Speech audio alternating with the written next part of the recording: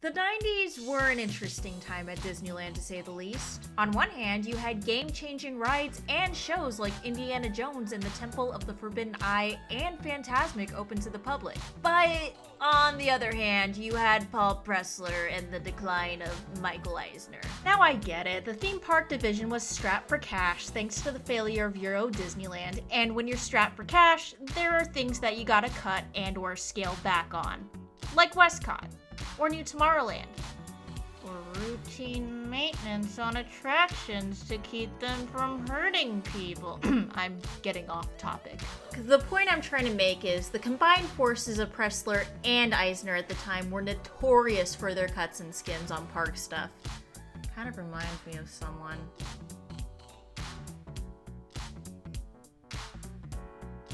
It'll come to me, I swear. But they weren't all budget cuts and penny pinching. Sometimes they spent a good amount of money on stuff. And one of those things was the highly anticipated follow-up to the Main Street Electrical Parade, Light Magic. Light Magic was supposed to be the big game changer in terms of nighttime entertainment. A street-tacular, if you will.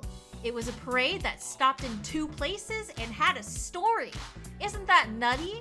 Surely this became a masterpiece that went on to play for years to come, right? Right?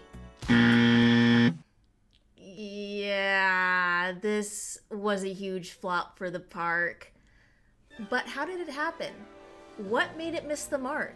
And does this failure even have a legacy? The answer to all of these questions may surprise you. So let's open the window to our dreams and talk about the history and legacy of Light Magic.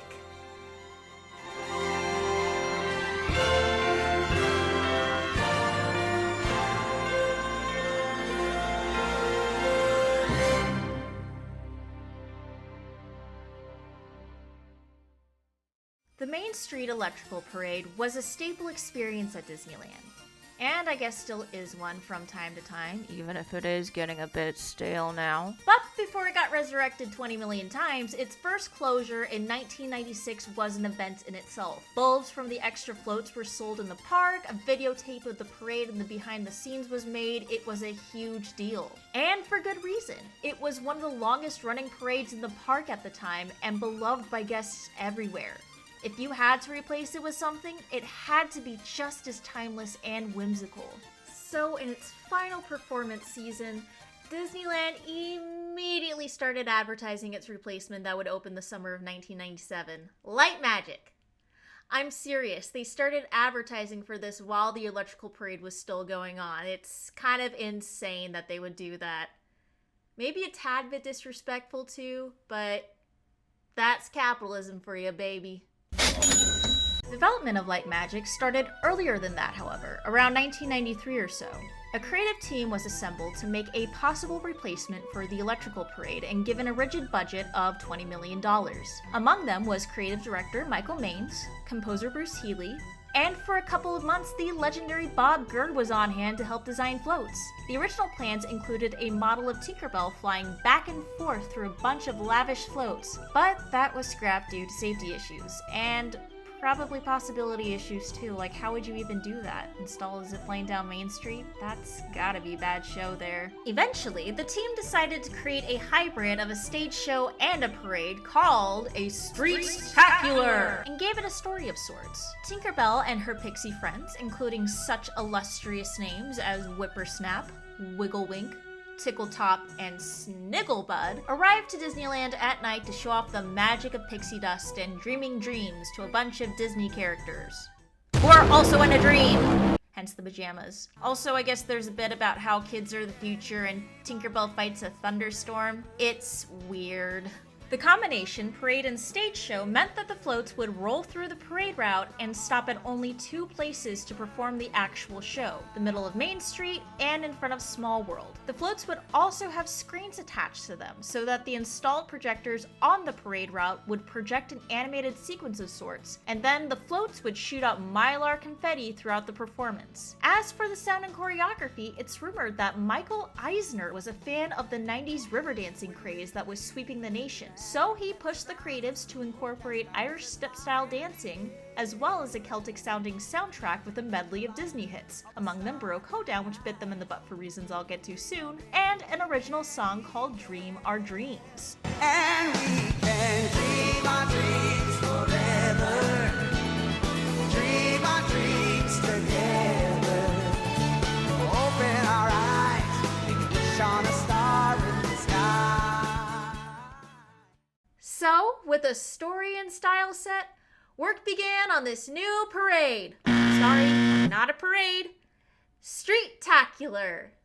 The corridor in front of Small World was walled off in early 1997 for construction of brand new light and sound towers for the show, as well as some new terrace steps for seating during the show, some concrete ground for the floats, and a new walkway between Storybook Land and Small World to ease the flow of traffic. Fiber optic cables were installed throughout Main Street and the floats, totaling 4,500 miles in length. Unfortunately, when it came time to build the actual floats, the rigid budget started to strain and the number of floats was reduced down to 4. Though they were an impressive 80 feet long and 55,000 pounds, it meant that the people who could see the show had to be at the exact right place at the exact right time, which according to float designer and living legend Bob Gurr was not good. Here's what he had to say about his experience working on light magic.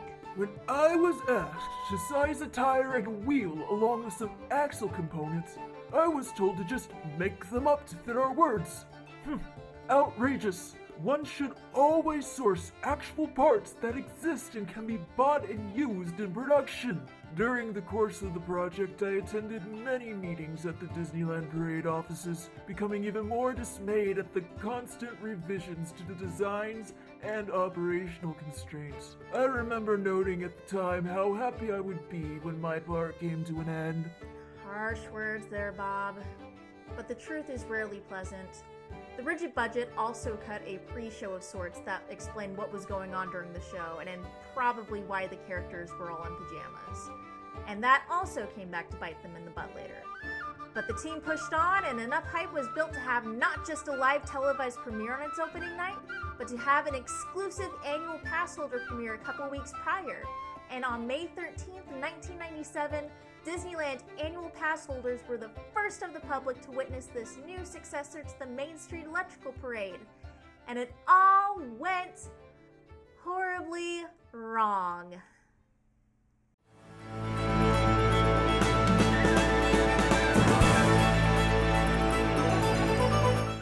While the parade itself premiered to the general public May 23, 1997, Disneyland annual pass holders were able to see it 10 days before opening at a premiere party of sorts. For the low price of $25, pass holders not only got to see the show, but buy exclusive merch of it too, and take a sneak peek at the construction of New Tomorrowland, attend a multimedia fair, watch an animation creative demonstration, and look at models for future Disney projects like Animal Kingdom, Test Track, and California Adventure.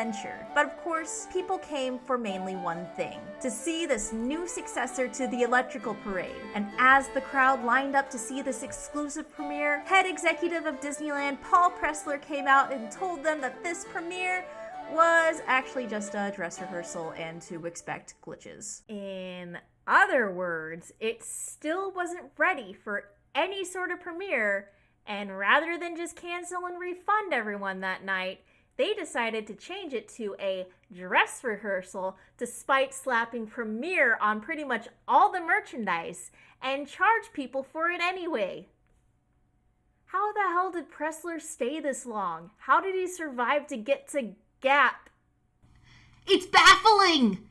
As with any dress rehearsal in the history of the world, everything went wrong.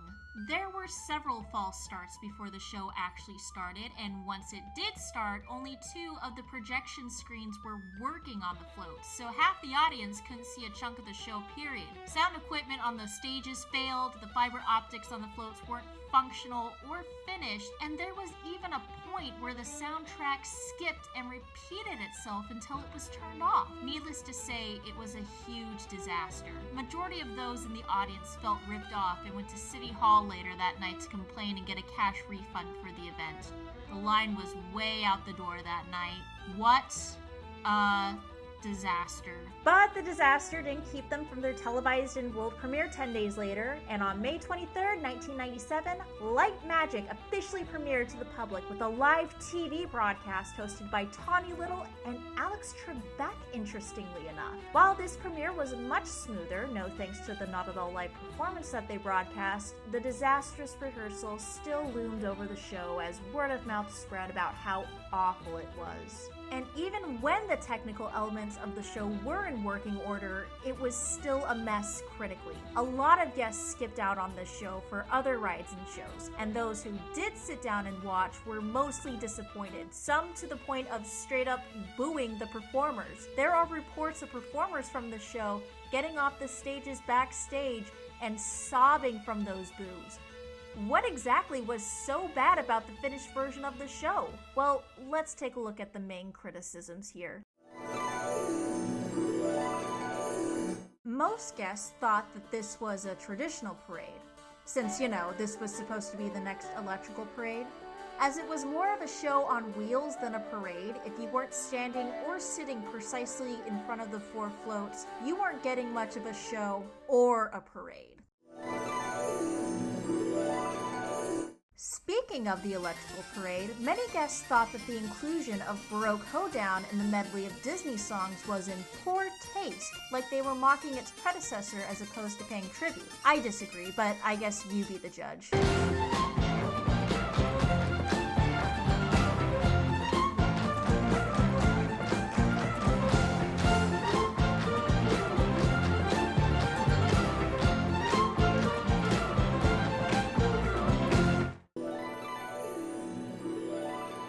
Guests were confused about why the Disney characters were in pajamas, as it wasn't made clear that this was taking place when they're all in a dream sleeping.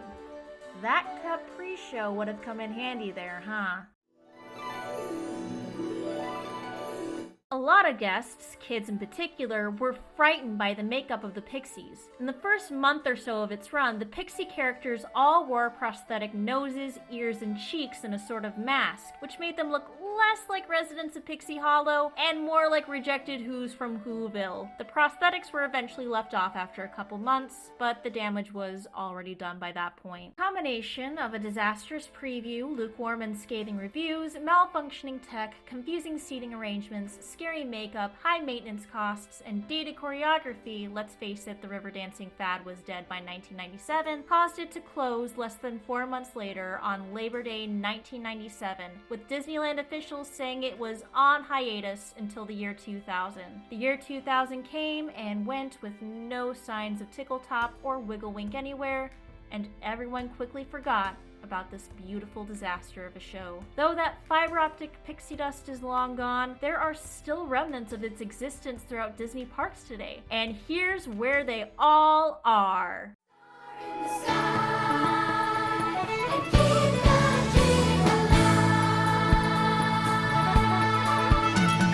Now, you would think a show as unpopular and obscure as Light Magic was wouldn't leave behind a footprint or trail of pixie dust of any sort.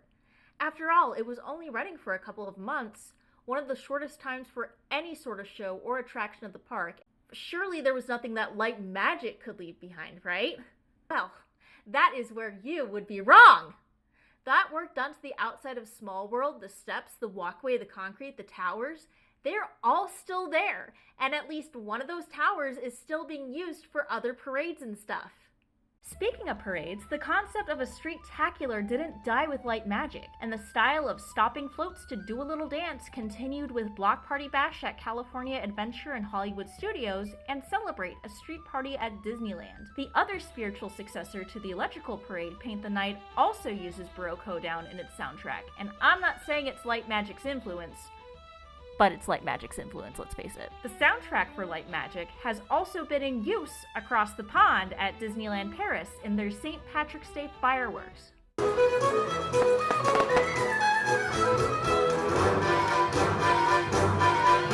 Why don't we have St. Patrick's Day fireworks? That sounds like fun. And the theme song, Dream Our Dreams, was used in a stage show called Minnie's Birthday Surprise at Disneyland Paris's Videopolis stage. When we hear the voices of the children, song that echoes through the night. We know home for the future is written in the magic of starlight. All of this to say, this flop of a show still managed to leave a good footprint. And while a lot of elements from the show are poorly aged or do not work period, I'm sad it wasn't given a chance to be reworked into something better. That soundtrack is honestly one of the best park show soundtracks I've heard at Disneyland. Dare I say, on par with Fantasmic. Bruce Healy put his whole soul into that soundtrack, and to have it fade into relative obscurity in France is a crime against humanity. So, to keep the dream alive, so to speak, here's how I would bring back the show. I feel like I should be in an armchair of sorts. Nah, swivel chair Imagineering, it's catchier. 1. Get rid of the moving stages and make it a stationary show over at the Fantasyland Theater that plays at night. 2. Replace the original fairies with the Pixie Hollow fairies. Okay, maybe have a reference to one of the OG fairies, like Tickletop. Let's get Tickletop in there. Tickletop needs more representation. I don't know which one of the fairies in Light Magic is Tickletop, but I believe that this one is Tickletop. I for sure think that this one is Tickletop. She needs more representation. But make it mainly about the Pixie Hollow fairies, like Vidya, and, I mean, of course, Tinkerbell's front and center, Rosetta, Iridessa, Fawn. And let's f***ing bring back Prilla, because I want Prilla back. I miss her, and I wish she wasn't retconned in existence. But yeah, all the Pixie Hollow fairies, Light Magic is about the fairies. Let's bring back the Pixie Hollow fairies, because they need more representation in places, damn it. 3. Completely rework the story. Or I guess whatever was supposed to be the story in the first place, let's make it completely different, because, I mean, if it didn't make sense enough for me to get it, then it doesn't make sense for anyone to get it.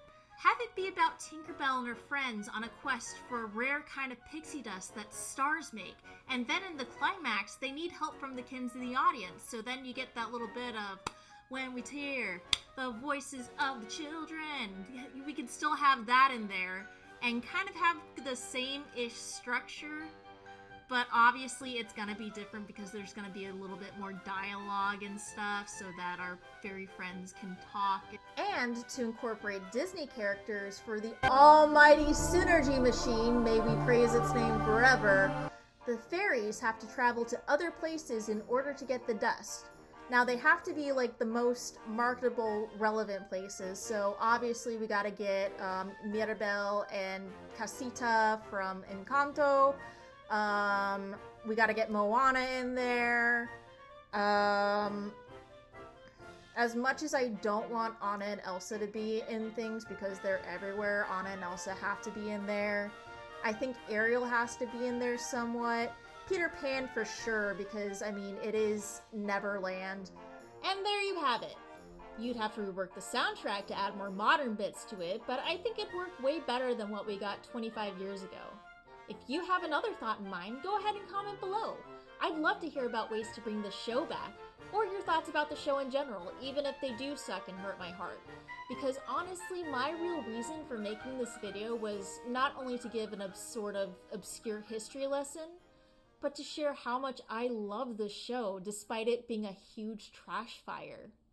I don't know, maybe it's my Irish ancestry talking, but I loved the Celtic influence the soundtrack had, even if the river dancing was dated and hokey by that point. I also love the way it looks, weird fairy prosthetics aside. The float designs and costumes are very comfy fantasy, like something out of 80s Strawberry Shortcake or 80s Care Bears or the Trolley's Radio Hour. Comment below if you remember Trolley's Radio Hour, by the way, because I can't be the only one that remembers it. And I don't know, I guess that adds the dated feel of the show, but it's my favorite aesthetic, so I don't care. I like it. And I think it deserves another chance in some form or another. But until it gets that second chance, it'll be in my dreams.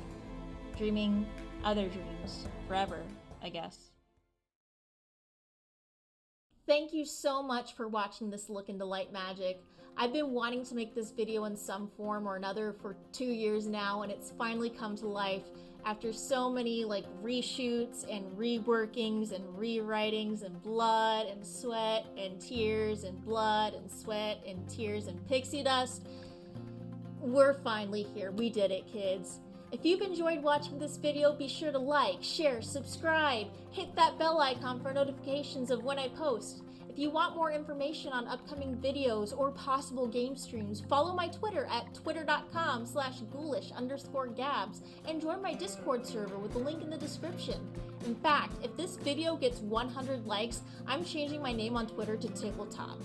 I don't know why I'm obsessed with the name Tickletop, I just am. Tickletop needs more representation. Tickletop is love, Tickletop is life. If this video gets 100 likes, I'm changing my name to Tickletop on Twitter for 1 month. And if you're feeling especially generous, you can buy me a coffee on ko-fi.com/ghoulishgabs for $2 and get your name shouted out at the end of my videos like past contributors Rob and Noor. Thank you to all of my followers across the web, and until next video, stay safe, wear a seatbelt, don't do drugs, and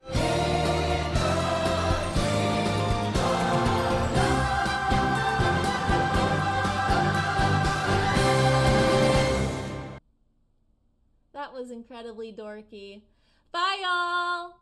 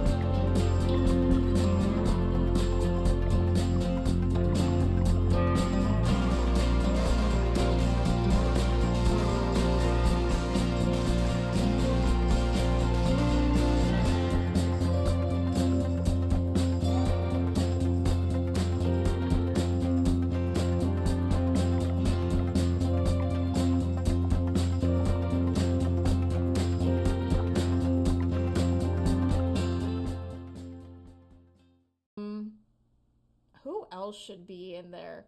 Almighty Synergy Machine. Give us some inspiration. Give us a spark. Figment?